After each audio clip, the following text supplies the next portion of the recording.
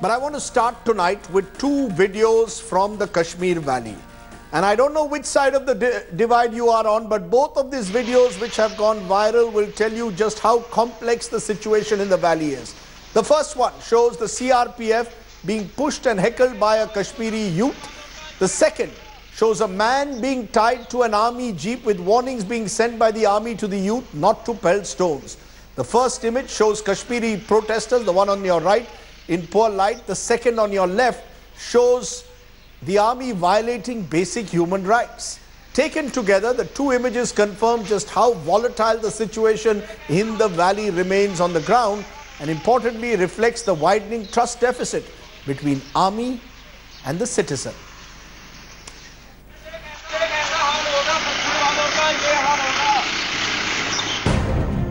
A man tied to an army jeep in a bid to keep the stone pelters in check. A human shield apparently to protect the forces from local anger and stones. This video, shared by former Jammu and Kashmir Chief Minister and National Conference leader Omar Abdullah on Twitter, has triggered national outrage. Omar was outraged that the media was showing just one side of the story after the attack on a CRPF jawan by a fringe Kashmiri mob. The former Jammu and Kashmir Chief Minister is demanding a probe into the shocking video, carrying a clear warning that stone pelters would meet the same fate. Defending the army action, sources have told India Today that they had to resort to taking the step when an irate mob of 500 attacked a polling station in Budgam on the 9th of April. Since the army does not carry pellet guns, lathis or crowd control mechanisms, and the officer did not want to open fire, he chose what the army calls a controversial but effective method. The army's defense, the move saved polling officers and the EVMs and totally avoided any bloodshed. The two incidents reveal the widening trust deficit between the army and the Kashmiris, quite evident from the abysmal 2% turnout in Srinagar repoll on Thursday. Chief Minister Mehbooba has an unenviable task of bridging this gap and bringing things back to normal. With Shujaul Haq in Srinagar, Bureau Report, India Today. And joining me now is the former Jammu and Kashmir Chief Minister and National Conference leader, the leader of the opposition there, Omar Abdullah, joins me. Omar Abdullah, appreciate your joining us, but I must by asking you that while one appreciates that you have raised the issue of a Kashmiri man being tied to a jeep by the army allegedly, you've stayed completely silent, your critics say, when it comes to CRPF jawans being heckled, abused and pushed around. So therefore you will be accused of simply giving one side of the Kashmir story. No, absolutely not. I've retweeted criticism of that incident as well. I would suggest you take a look at my timeline on Twitter and see I've not been silent on the outrage caused by the heckling of the CRPF jawan. In fact, I've addressed it in numerous television interviews as well. I haven't confined my remarks to just Twitter. So are you saying that now these are two sides of the same coin? These two images that we are showing, A, of the jawans being heckled and abused, and B then of a young person being dragged there, as I can see, on a jeep, allegedly by the army to send a message out to stone pelters. Are you saying they are two sides of the same coin?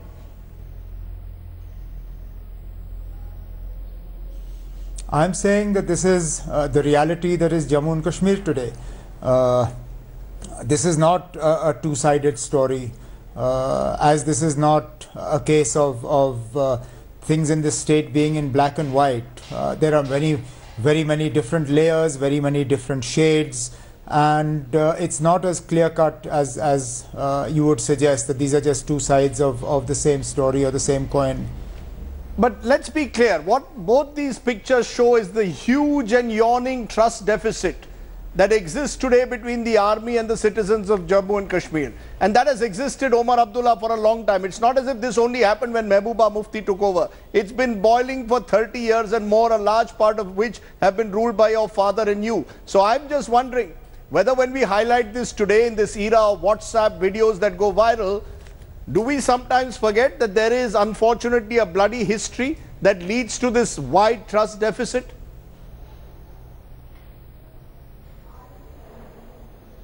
No, absolutely not. Nobody denies that there has been a trust deficit that has existed for almost 30 years, and nobody is looking for scapegoats. Nobody is looking to pin the blame on any one particular individual. There are systemic failures.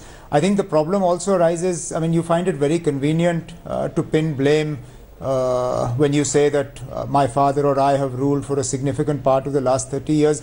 But you tend to forget that there is also, the media feeds into this narrative as well. Celebrities in Delhi feed, or in the rest of the country feed into this narrative. You accused me of being selectively outraged over this video.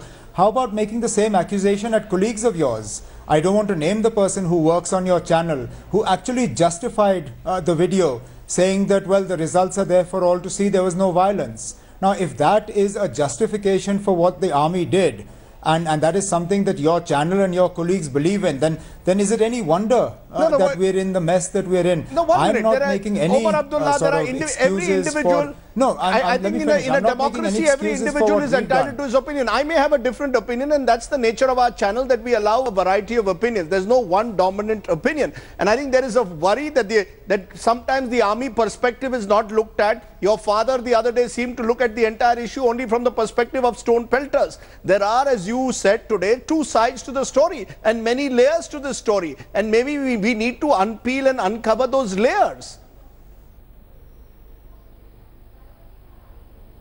Well, how about unpeeling and uncovering those layers then? No? Instead of talking in binaries that these are the two sides. That, as I've said, there are many more layers than just these two. And this, what you saw in these two videos, the heckling of the security forces or the tying of the youngster on the front of an army jeep, these are the realities that exist in Jammu and Kashmir today. The only difference is that these two incidents have come to the fore because of videos, but who knows what else happens that doesn't get recorded on videos and then transmitted by social media. Now, my fear, of course, is that the political class is become now so morally bankrupt in a way in Kashmir, if I may be allowed to use the word, that nobody trusts any of you.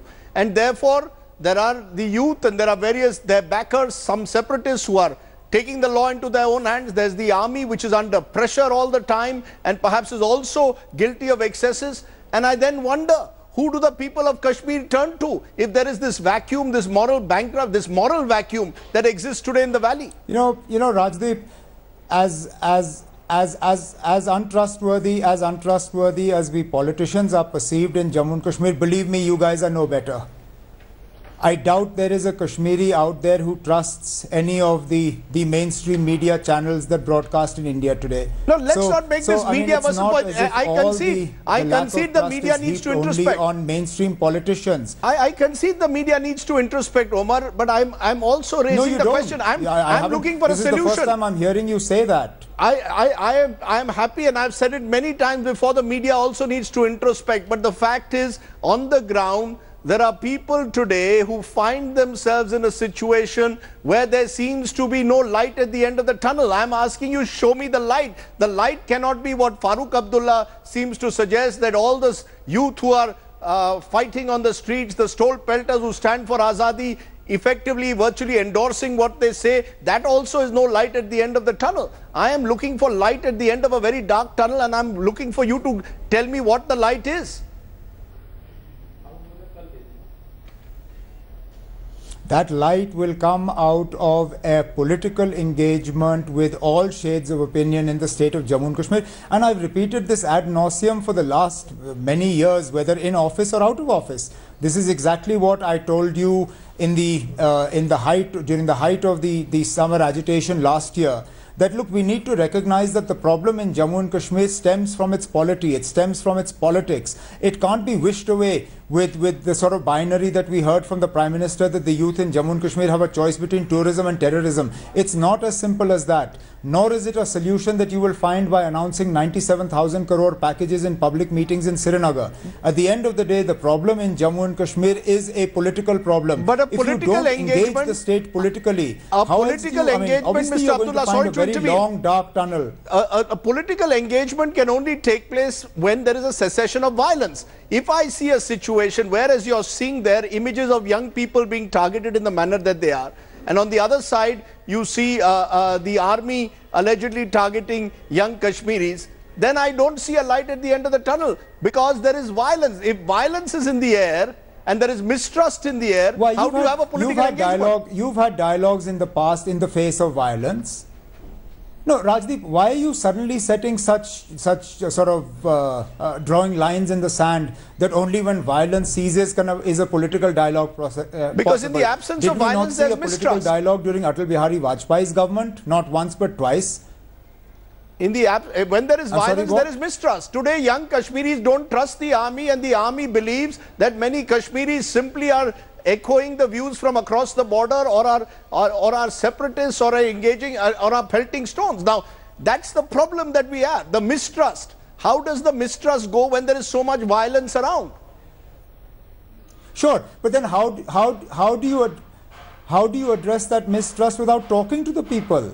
I mean, that's the point I'm making, that unless you reach out and talk and try and understand why this mistrust exists. I mean, look, a lot of what you're seeing today, you're seeing for the first time in very many years. I mean, okay, nobody says that your previous elections have been sort of benchmarks in Mr. terms Abdullah, of turnout. I could go back to 1987 and the election that was allegedly rigged. 2014. I don't want to go back to 87 and say that the election was allegedly rigged. You know, the famous election that many believe led I'm not taking you as far back as trouble in the valley. So let's not go back in history. I'm taking you back 2.5 years. I'm taking you back 2.5 years. I'm not taking you back to 1987. I am only saying, sir... You don't even want to go back 2.5 years? No, then tomorrow you'll tell me you don't even want to discuss what happened yesterday. I want to look ahead, and I'm going to ask you this in conclusion. When these videos play, and unfortunately how can you possibly look ahead? Because I believe I want to look for light at the end of the tunnel. How can you look ahead when you're unwilling to recognize... When I'm unwilling to recognize what? Yeah, but then you don't want to understand why you got into the tunnel in the first place, do you? I recognize why we got into the tunnel. You're unwilling to recognize why you find yourself in this tunnel today? The tunnel, we are in the darkness of Kashmir for a variety of reasons. One of which simply is the political class. One is the manner in which the relationship between the army and the youth plays. One is Pakistan's role. There's separatism. There's Azadi sentiment. There's violence. All of terrorism. All of this is playing. It's a complex mix and a melting pot there. My point to you, Omar Abdullah, is that in this age where you've got social media, you've got viral videos, surely politicians like yourself now need to find ways in which you cool tempers down, rather than, as is being suggested, that various people, including your father, is being accused in a sense of playing with fire at the moment. No, hang on. You keep throwing this statement of my father's back at me. What did my father say? He said that the youngsters or the stone pelters in Kashmir are not doing it for jobs or for economic handouts. They're doing it because they don't see their future with the Union of India. I mean, you tell me, is that factually incorrect? Omar Abdullah, your father, when he's in government, says one thing, and in opposition, he says something else. But this is not about Farooq Abdullah. This is about, at the end of the day, Omar Abdullah, the problem that I have at the moment is that we are hurtling into an abyss. Do you believe, as many do, that Kashmir is that the gap between Delhi and Srinagar is widening by the week, by the day? Is that the fear? And I really, and I'm now talking as an Indian who's worried about the future.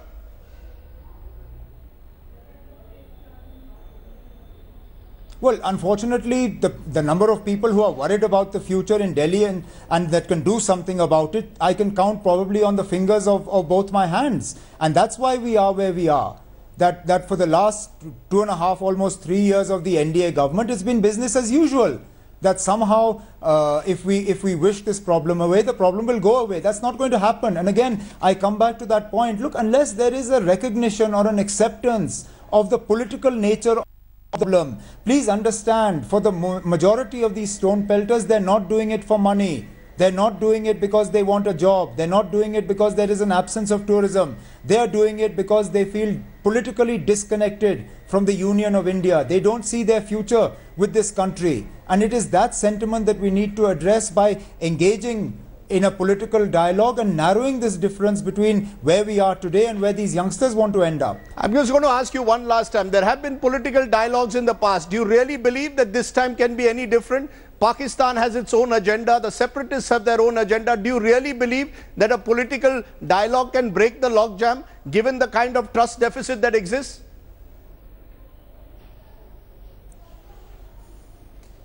Well, if a political dialogue can't break the logjam, then nothing can. And if this government can't do it, then which government? I mean, this is a government with a majority all of its own. You have a prime minister who's not afraid to take difficult decisions at difficult times. So, I mean, he's willing to stick his neck out on demonetization. In the past, he's been willing to stick his neck out on Pakistan. Let's try. Let him stick his neck out on Kashmir. Okay, fine. It doesn't work. Does that mean we shouldn't try? And if a dialogue isn't going to work, then what's the answer? Then you'll just end up with more videos like this, more disillusionment, more disenchantment, and an abyss that just gets deeper and darker. We have to break the cycle, and the only way we can break the cycle is to re-engage the state, which we haven't done thus far. Omar Abdullah, appreciate your joining us. Thank you very much for giving me your perspective today. There are worrying words in what you're saying to me at the moment. Thanks very much. Let me return then to 3 videos that I'm going to again play today, because these 3 videos in a sense reflect again the multi-layered complex issue. Sitting in your houses, you believe it's very easy, army versus stone pelters, but it is much more complex. Remember the picture of the young man being tied to an army jeep. Number 2, protesters abusing, heckling the army. And number 3, pictures also of some protesters protecting the army from the mob. These are 3 separate images that reflect the kind of situation that we have in the army, which is why the last thing you should be doing there is reducing this to black and white, national versus anti-national. That's what I'm saying. It's more complicated. And I want to raise certain big questions today. Questions that I believe are often not raised because news channels today say either you are with them or with us. Well, I am with neither. I am with India and humanity. And the questions I want to raise: how can we reduce the trust deficit between army and Kashmiris? Is the Jammu and Kashmir government caught between the army and citizens? Human shield an error of judgment by the army? Did the army have no other option to prevent loss of lives? Is Kashmir back to the 90s? I have 2 special guests. Muzaffar Beg is one of the most experienced hands in Kashmir and someone who is very highly respected, former Deputy Chief Minister of the PDP. And I'm also joined by a former army chief in Deepak Kapoor. I appreciate both of you joining us. Muzaffar Beg, I will come to you first. It's your government at the end of the day, PDP government. What responsibility do you take for trying to bridge this deficit? How is this deficit, where these images are now going viral day after day, one day of army being targeted by protesters, next day of the army humiliating a Kashmiri? How are you going to reduce the trust deficit, Mr. Muzaffar Beg? It's your government, sir.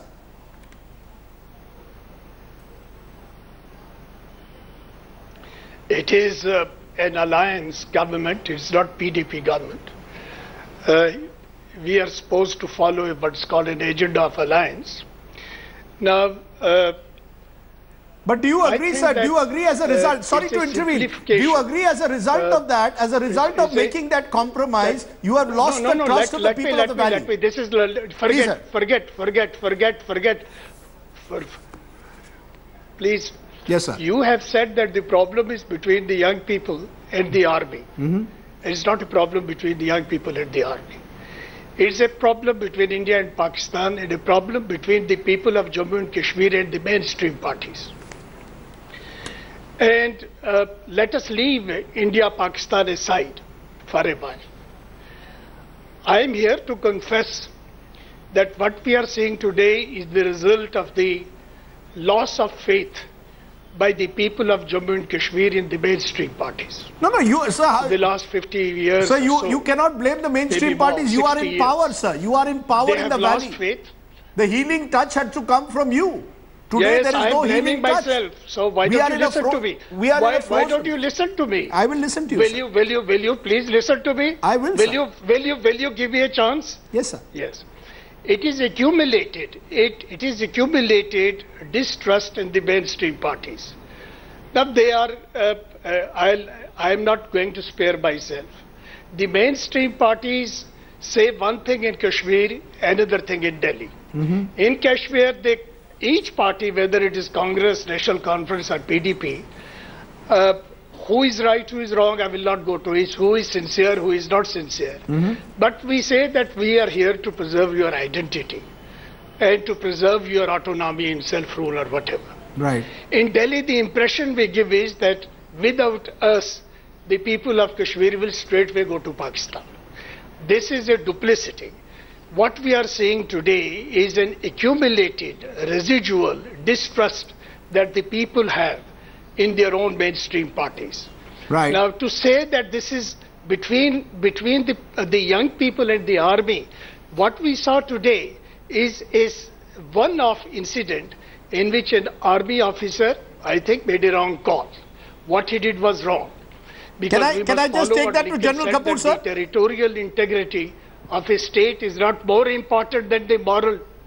Pardon me? Now, I'll just take that to General Kapoor. Let me understand that. You make an important point that what the army did was wrong. General Kapoor, today, as a former Chief of Army Staff, do you concede that whatever the reason... It's wrong, but it is one-off. It is a one-off incident. Okay, you said... It is a one-off incident, it is wrong. So whether it is one-off or, whether it happens several times, it is unacceptable. It's a one-off. General Kapoor, do you accept, as Muzaffar Beg says, that this is a mistake, yes, it's one-off? Unacceptable, and I expect the army to... Let General Kapoor respond, sir. Let the former army chief respond to what you've said. Just listen, you've listened to what Muzaffar Beg has said. General Kapoor, would you like to respond to that? Do you accept this is unacceptable? That a young man is used as a human shield? Forget the provocation for a moment. Yes, Rajdeep. Yes, Rajdeep, first and foremost, we have to be certain of the veracity of the video. And if it is correct, the army has already ordered an inquiry, and I'm sure their inquiry will bring out. And let me also tell you that the army is never behind in as far as punishing anything wrong which may have been done. Should that inquiry bring out that this was wrong, do you believe the army is under great pressure? Action to ensure. Do you believe that the army is under pressure, and under pressure these decisions are being taken? The army is under pressure. Yes? Rajdeep, I'd like to bring out very clearly that all the security forces which are working in the state of Jammu and Kashmir are under tremendous pressure. And I'd also like to qualify what Mr. Muzaffar Beg has said, that firstly, it is not the entire state of Jammu and Kashmir which is thus affected. It is predominantly the area of the Kashmir Valley which is much more severely affected, and not the rest of the state of Jammu and Kashmir. Yes. Now, if we limit it to that area, it also needs to be brought out that the security forces have time and again taken a number of steps to try and bring the situation to a level which is acceptable from where the political dialogue can take off. Unfortunately, because of the manipulations and interference of the Pakistan Army led by the ISI, this has not happened, because invariably whenever things start moving towards a peaceful dialogue, you would invariably find that the ISI steps in. Can I therefore take that to Muzaffar Beg? Raise again. Can I take that of jihad, etc. Can I take that to Muzaffar Beg? Muzaffar Beg, I had Omar Abdullah earlier. Omar Abdullah saying that it is time to resume the political dialogue. My concern, Muzaffar Beg Saab, is this: that how can you have a dialogue when there is this trust deficit, when army men are heckled and abused for doing their duty, they are targeted on one side. On the other side, the same army then treats a Kashmiri as a human shield, treats every stone pelter as an anti-national. Given this, Is it possible to have any kind of dialogue? Is it possible at all to see any light at the end of the dark tunnel, sir?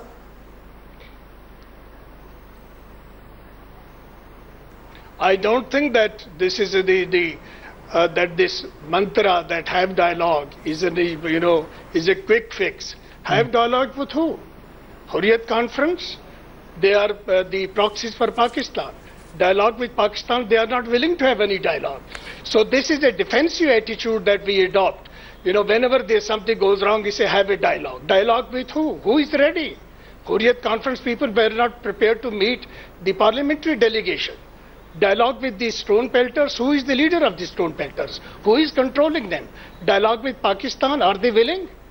So I think that we should first of all give up this defensive attitude, and we should say here is an interference by Pakistan in the internal affairs of Jammu and Kashmir. Now, the first thing we should do is do the best we can through the process of governance to win the confidence of our young people. That cannot be done by slogans and saying have a dialogue. That can be done if there is delivery of good governance. We open employment opportunities. But done that, Muzaffar Beg, why are young people coming and becoming stone pelters? And at the same time, Farooq Abdullah claims that Kashmir is being lost. Young people are coming out of frustration on the streets. Do you agree with that? That they believe they are living in a concentration camp. The army believes, on the other hand, that these are all young people who are being supported by Pakistan. We are in a deep freeze as a result, and we may well lose the valley. Is the fear that Farooq Abdullah expresses? Do you share his fear? See,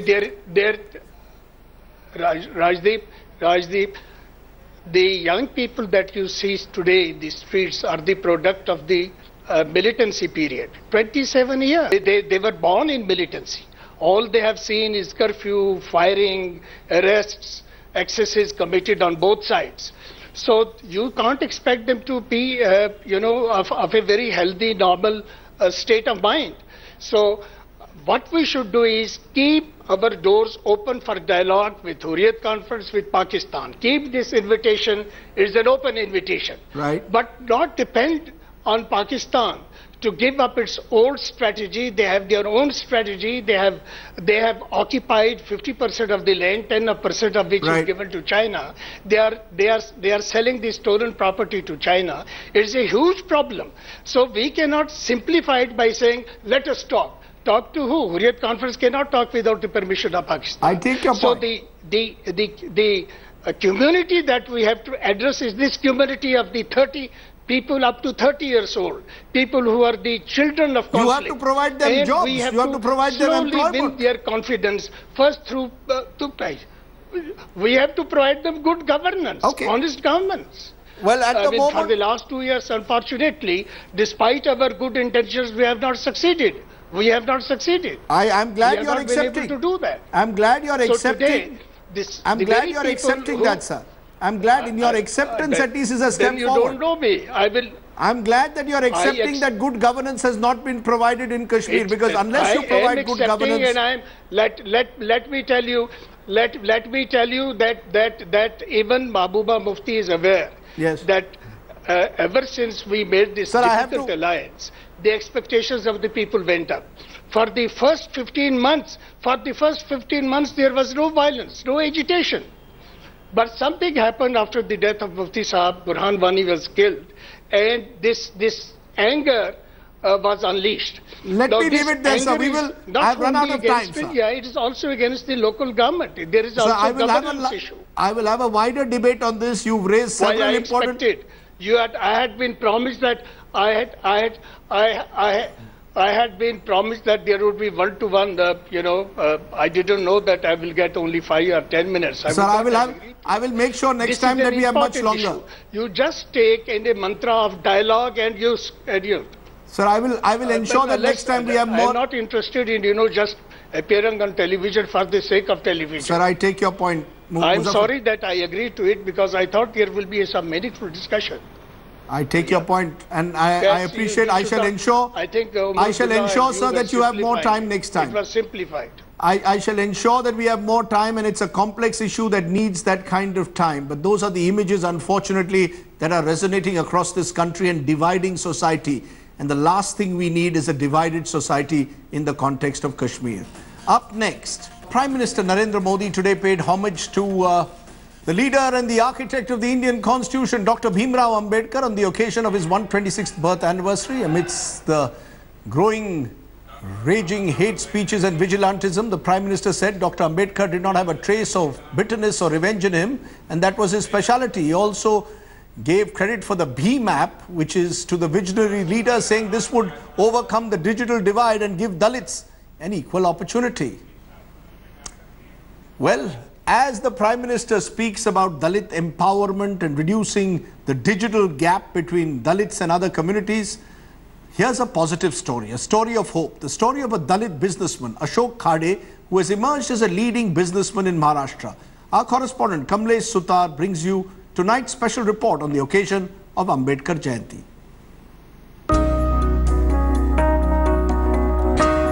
61-year-old Ashok Khade, a leading businessman from Maharashtra, head of an engineering business empire in the maximum city worth hundreds of crores, credited with building the first ever skywalk in Mumbai, and a Dalit from a poor family in Maharashtra's Sangli district who overcame tremendous odds to become a millionaire. I have faced a lot of casteism in my village. When I born actually in 1956, till 1972, my villages were not allowing me, my family in a temple. They were not allowing to take water from the common well. Khade's father was a cobbler and his mother a farm labourer. Even after landing himself a government job, Ashok never stopped dreaming big. We should do better, लेकिन हमारे पास कुछ भी नहीं था. ना मेरे पिताजी कोई इंडस्ट्रियलिस्ट थे, ना मेरा गांव इंडस्ट्रियलिस्ट था, ना मेरे आजू-बाजू रिलेटिव इंडस्ट्रीज थे. Khade's first order came from Mazgaon dock, which was worth 1.82 crores. And from that day on, there was no looking back. If C is related, actually, I cross more than 100 crores. But it is converted into EPC, then it is more than 1,000 crores. और कम से कम 3,500 आदमी मेरे साथ काम करते हैं. Khade credits all his success and prosperity to one man, Bhimrao Ramji Ambedkar. I read this very 1 page, 2 page, 3 page, 100 and 354 very thoroughly. And I decided I will become like Ambedkar, Prati Ambedkar. Same I am implicating to my family, to him I am implicating to my, who are my nears and dears. At a time when Dalit youth preferred government jobs, Ashok Khade chose a different path, or rather a difficult one. From 70 rupees month's salary to a business empire that runs into thousands of crores. Ashok Khade's success story is perhaps the best ever tribute to Dr. Baba Saheb Ambedkar's message of empowerment. With camera person Raju Revankar, Kamlesh Sutar in Mumbai for India Today. And as we look at that success story, I want to raise the question today. Is equal opportunity truly possible for the Dalits in 2017? Has that time come, or are the gaps widening? Joining me now is Avichal Dhiwar. He's a Dalit entrepreneur who has set up a water bottling plant in Pune with the name March 20th, which is the date when Ambedkar had broken free in a sense and ensured that Dalits could withdraw water from wells. Dr. Arvind Kumar, Center for Dalits and Minorities at Jamia, is with us, and Milind Kamble, the head of the Dalit Indian Chamber of Commerce, is with us. And I'm going to raise that question to all of you today. Avichal Dhiwar, as a Dalit entrepreneur today, as a young man who has interestingly named his water bottle company March 20th after the great day of Baba Saheb Ambedkar, do you believe today it is easier for someone from the Dalit community to become an entrepreneur than ever before, as the Prime Minister claims it is?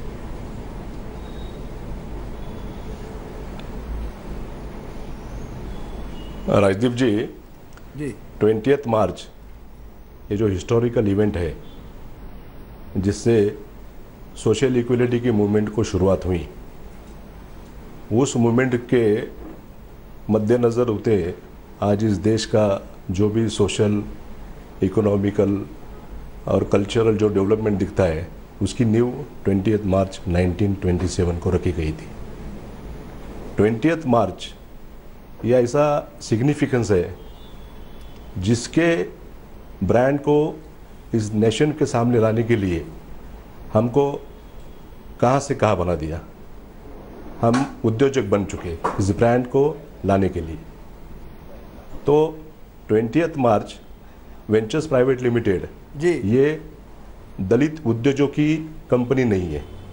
हम लोग दलित नहीं है, हम लोग schedule caste में है, लेकिन हम खुद को सेल्फ रिस्पेक्ट की मूवमेंट को चलाने वाले एक बाबा साहब के अनुयायी समझते। नहीं, पर क्या आपको लगता है कि उस पर आज क्या आपको लगता है आज आसान है? अस्तित्व से नहीं, पर क्या ये आज इस डिजिटल के जमाने में कोई भी व्यक्ति जो पुराने जो डिवाइड्स थे वो टूट गए हैं? आज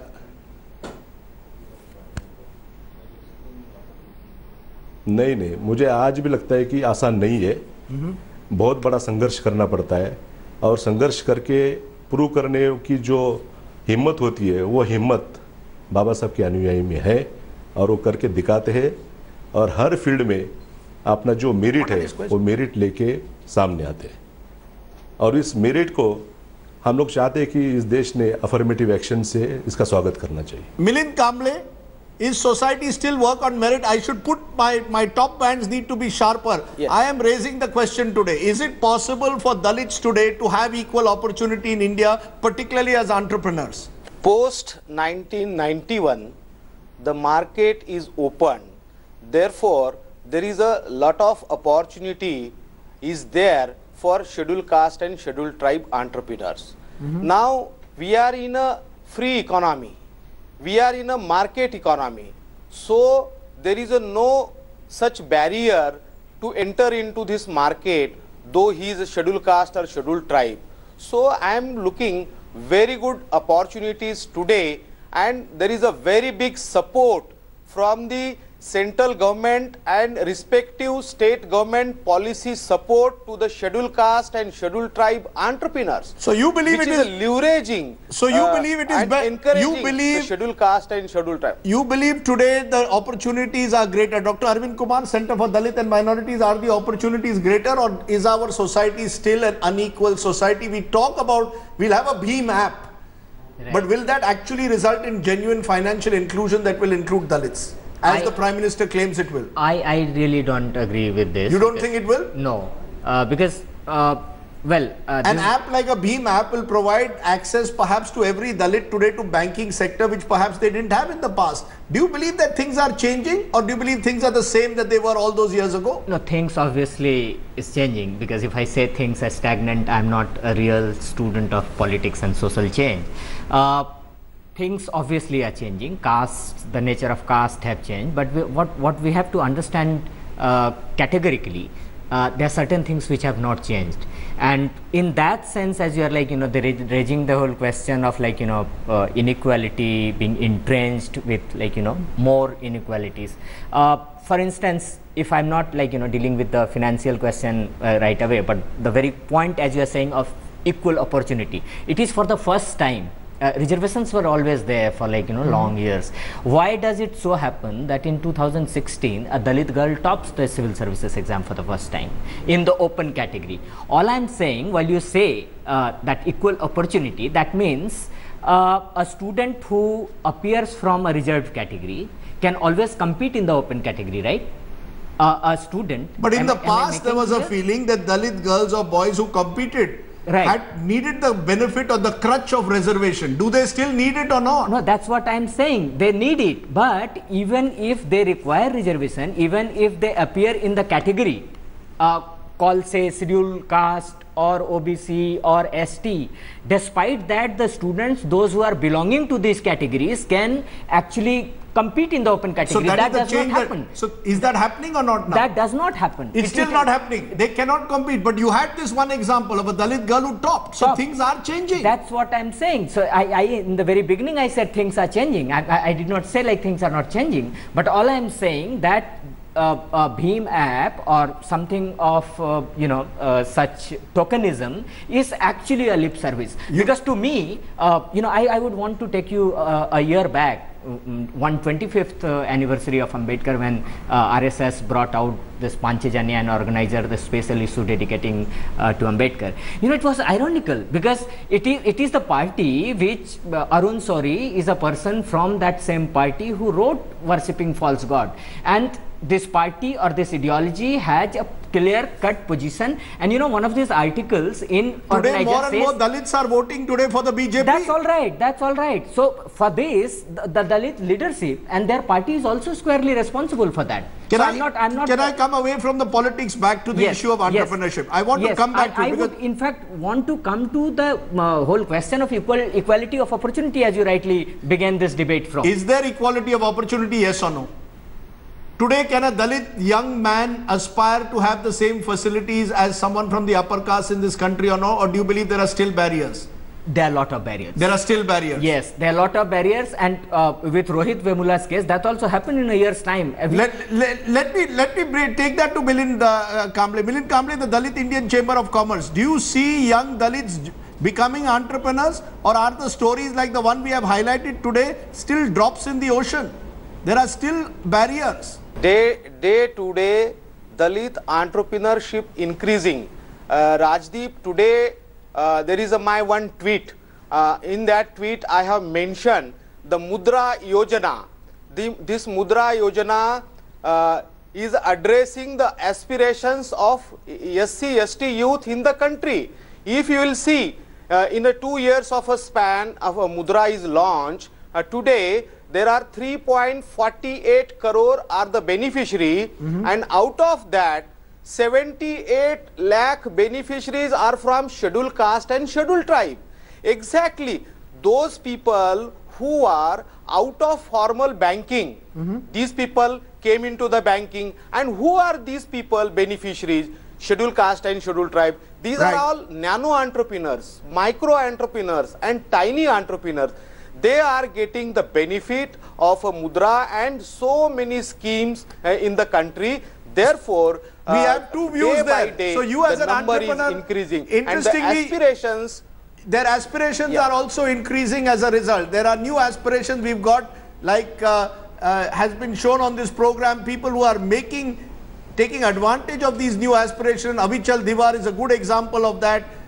I know that Dr. Arvind Kumar, you don't agree, you still believe there is a long way to go. I can tell you as a journalist, look at newsrooms around you. There aren't enough editors or senior journalists who come from the Dalit community. That doesn't mean you need reservations, but I wonder, do they really get the kind of opportunities they deserve, particularly at the level of education in this country? I've run out of time today because I went high, but we will carry forward this debate. I will take more opportunities to have a more extended debate, but I want to pay homage today to the great man himself, Bhimrao Ambedkar. Don't reduce him to just a Dalit icon. He was one of the greatest intellectuals 21st century India has produced, or 20th century India has produced.